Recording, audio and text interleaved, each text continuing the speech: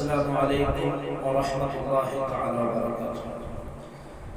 بسم الله الرحمن الرحيم. الحمد لله رب العالمين والعاقبة للمتقين والصلاة والسلام على أشرف المرسلين وعلى آله وصحبه أجمعين. أما بعد. ഹബീബായ സല്ലല്ലാഹു അലൈഹി വസല്ലം തങ്ങൾ ജനിച്ച മാസം ഏറ്റവും മഹത്തായ ഒരു മാസമാണ്. ലൗലാക ലമാ ഖലഖതുൽ അഫ്ലാഖ. ഓ ഹബീബായ നബിയെ, തങ്ങളെ ഞാൻ പടക്കാൻ ഉദ്ദേശിച്ചില്ലായിരുന്നെങ്കിൽ ഞാൻ ഈ ലോകത്തിൽ തന്നെ പടക്കുമായിരുന്നില്ല. അപ്പോൾ ലോകത്തിനെ പടച്ചത് തന്നെ തങ്ങൾക്ക് വേണ്ടിയാണ്. ഈ ലോകത്തിലുള്ള ഏതൊരു നന്മകളുണ്ടെങ്കിലും അത് മുഴുവനും ഹബീബായ സല്ലല്ലാഹു അലൈഹി വസല്ലം തങ്ങൾക്ക് വേണ്ടി പടക്കപ്പെട്ടിട്ടുള്ളതാണ്.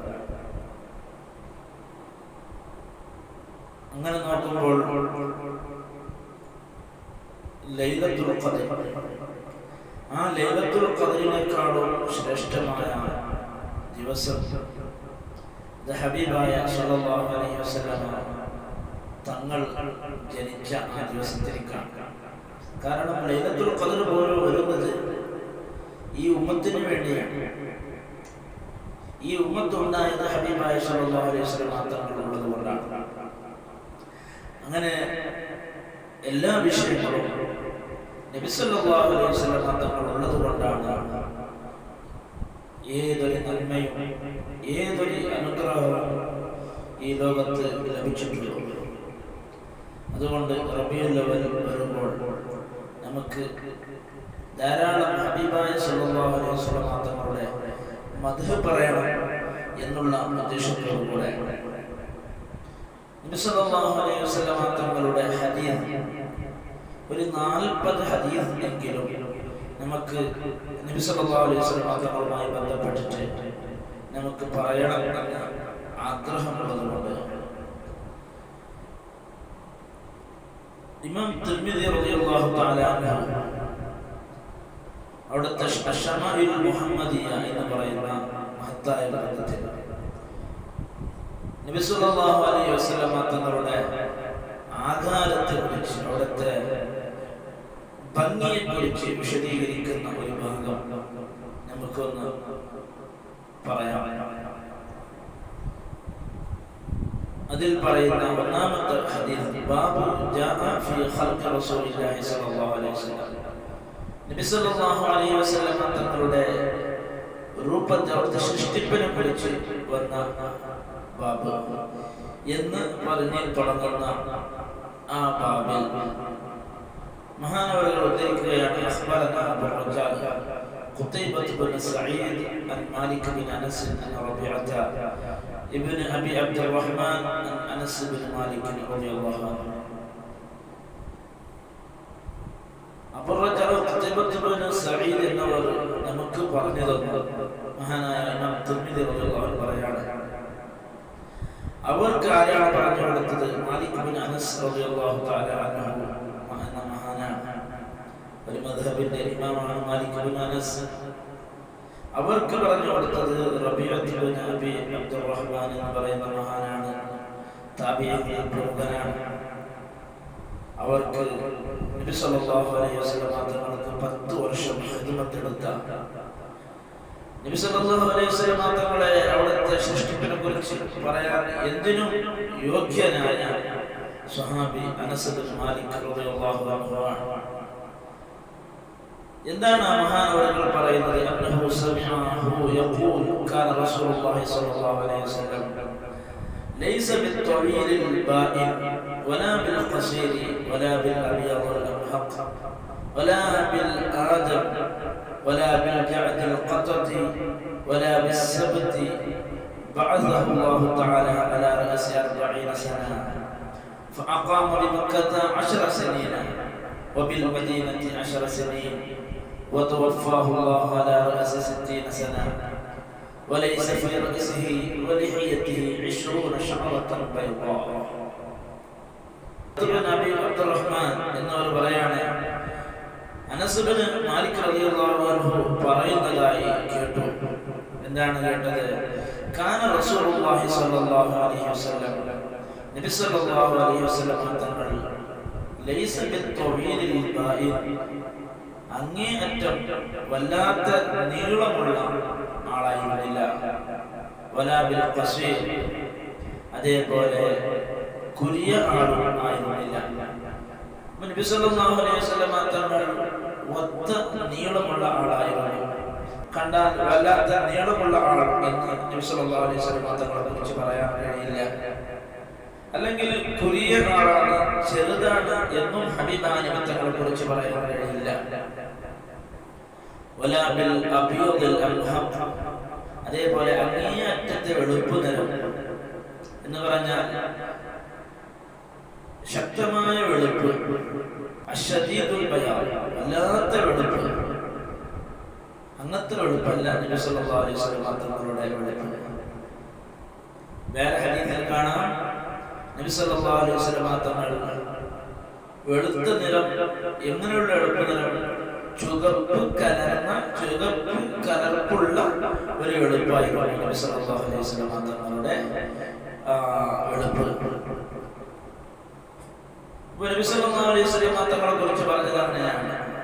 വലാ ബിൽ അബീദിൽ അംഹം, ശക്തമായ വെളുപ്പ് അല്ല, ചുവപ്പ് കലർന്ന വെളുപ്പ് നിറമുള്ള ആളായിരുന്നു. അതേപോലെ വലാ ബിൽ ആദം, അവിടുത്തെ കളർ തവിട്ട് നിറമല്ല, തവിട് കളർ ഇന്ത്യൻ മനുഷ്യരുടെ കളർ അതല്ല, ഇത് തവിട്ട് നിറം അല്ല. എന്നാൽ അവിടുത്തെ മുടിയോ വലാ ബിൽ ജഅദിൽ ഖതതി വലാ ബിസ്സബത്, നബി സല്ലല്ലാഹു അലൈഹി വസല്ലം തങ്ങളുടെ മുടി കെട്ടി ഒരു പിടഞ്ഞ ഒരു മുടിയുമല്ല. അതേപോലെ പാലിപ്പറക്കുന്ന മുടിയുമല്ല. അറബികളുടെ മുടി ഒരു കട്ടിയുള്ള മുടിയായിരുന്നു, കിതാബുകൾ കാണാം. അനറബികളുടെ മുടി ഒരു പാലിപ്പറക്കുന്ന മുടിയായിരുന്നു. അത് രണ്ടുമല്ല ഹബീബായ നബി തങ്ങളുടെ മുടി. അവിടുത്തെ ഷറഫാക്കപ്പെട്ട ഷഅർ നല്ല ഒത്ത കട്ടിയുമല്ല, പാരി പറക്കുന്ന അതുമല്ല, രണ്ടിന്റെയും മധ്യത്തിലായിരുന്നു ഹബീബായ സല്ലല്ലാഹു അലൈഹി വസല്ലം തങ്ങളുടെ മുടിയുടെ രൂപം. ബഅസഹു അല്ലാഹു തആല അലാ റഅസി 40 സന, നബി സല്ലല്ലാഹു അലൈഹി വസല്ലം തങ്ങളെ 40 വയസ്സായപ്പോൾ, 40 വയസ്സിന്റെ തുടക്കത്തിൽ അല്ലാഹു പ്രവാചകരായി പ്രഖ്യാപനം നടത്തി. നബി സല്ലല്ലാഹു അലൈഹി വസല്ലം തങ്ങൾ പ്രവാചകരായത് 40 വയസ്സിലല്ല. അത് വേറൊരു ഹദീസിൽ കാണാം, കുന്തു നബിയൻ വആദമ ബൈനൽ മാഇ വത്തീൻ. ആദം നബി അലൈഹിസ്സലാം മണ്ണിന്റെയും വെള്ളത്തിന്റെയും ഇടയ്ക്ക് എന്ന് പറഞ്ഞാൽ ആദം നബി അലൈഹിസ്സലാമിനെ മനുഷ്യരൂപത്തിലേക്ക് പടക്കുന്നതിന് മുമ്പ് തന്നെ ഞാൻ പ്രവാചകനാണ് എന്ന് ഹബീബായ സല്ലല്ലാഹു അലൈഹി വസല്ലം തങ്ങൾ പറഞ്ഞതായി കാണാം. അപ്പൊ 40 വയസ്സിൽ അള്ളാഹു നിയോഗിച്ചു എന്ന് പറഞ്ഞാൽ 40 വയസ്സിൽ അവിടുത്തെ നബിയായി നിയോഗിച്ചു എന്ന് പറഞ്ഞാൽ ആ നബുവത്തിന്റെ പ്രഖ്യാപനം നടന്നത് 40 വയസ്സിലാണ്. നബി സല്ലല്ലാഹു അലൈഹി വസല്ലം തങ്ങളുടെ 40-ാം വയസ്സിൽ, അഥവാ 40-ന്റെ തുടക്കത്തിലാണ് അവിടുത്തെ അള്ളാഹു നബിയായി പ്രഖ്യാപനം നടത്തുന്നത്. അങ്ങനെ ഫഅഖാമ ബിമക്കത 10 സനീൻ, നബുവത്ത് കിട്ടിയിട്ട് 10 വർഷം മക്കയിൽ താമസിച്ചു എന്ന് പറഞ്ഞാൽ 13 വർഷമാണ്.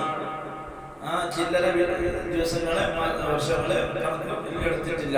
10 വർഷങ്ങൾ നബി സല്ലല്ലാഹു അലൈഹി വസല്ലം തങ്ങൾ മക്കയിൽ താമസമാക്കി. വബിൽ മദീനത്തി 10 സനീൻ, അങ്ങനെ മദീനയിലും 10 വർഷം അവിടെ താമസിച്ചു. വതവഫാഹു അല്ലാഹു അലാ റഅസി 60 സന,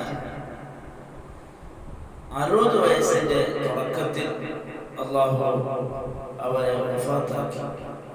ഈ ലോകവുമായി വിട പറഞ്ഞു.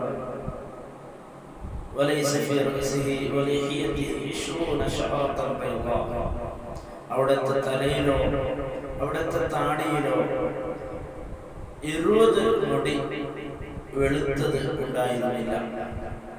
അവിടുത്തെ താടിയിലോ തലയിലോ വെളുത്ത മുടി 20 ഉണ്ടായിരുന്നില്ല എന്ന് പറഞ്ഞാൽ 20-നേക്കാൾ താഴെയാണ് അവിടുത്തെ വെളുത്ത മുടി ഉണ്ടായിട്ടുള്ളൂ എന്ന്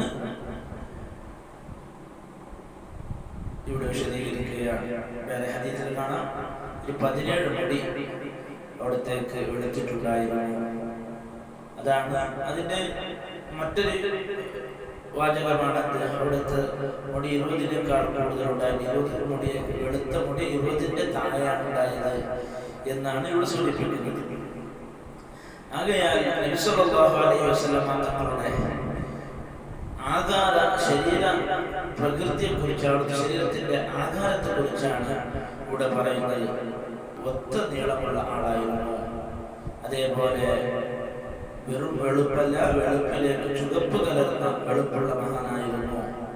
അതേപോലെ അവിടുത്തെ മുടിയും പാരി പറക്കുന്ന മുടിയല്ല, അതേപോലെ കട്ടിയുള്ള മുടിയുമല്ല, രണ്ടിന്റെയും മധ്യത്തിലുള്ള മുടിയായിരുന്നു എന്നാണ് ഇവിടെ പറഞ്ഞതിന്റെ ചുരുക്കം. മഹാന്മാർ വിശദീകരിച്ച് പറയുന്നത് കാണാം. قال أئمتنا يكفر من قال كان النبي صلى الله عليه وسلم أسودا. നമ്മുടെ അയിമത്ത് പറഞ്ഞതായി കാണാം, നബി സല്ലല്ലാഹു അലൈഹി വസല്ലം തങ്ങൾ കറുത്ത ആളായിരുന്നു. അവിടത്തേക്ക് വെളുപ്പ് നിറമല്ല, കറുപ്പ് നിറമാണ് എന്ന് ആരെങ്കിലും ഒരാൾ പറഞ്ഞാൽ അവൻ കാഫിറായി പോകും എന്ന് പറഞ്ഞത് കാണാം. കാരണം എന്തേ അങ്ങനെ പറയാൻ കാരണം,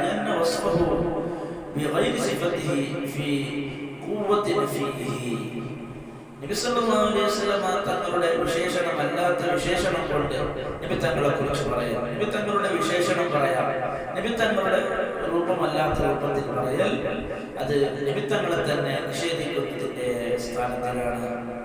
അപ്പോൾ അവൻ ആരാണ്? നബി സല്ലല്ലാഹു അലൈഹി വസല്ലം തങ്ങളെ കളവാക്കിയവനാണ് എന്ന് പറഞ്ഞുകൊണ്ട് അതിന്റെ ആ കാരണം കൊണ്ട് നബി തങ്ങൾ കറുത്ത ആളാണ് എന്ന് പറഞ്ഞവൻ അവൻ ഇസ്ലാമിൽ നിന്ന് തന്നെ പുറത്തു പോകാൻ അത് കാരണമായി തീരും എന്ന് പറഞ്ഞിട്ട് മഹാൻ വിശദീകരിക്കുകയാണ്.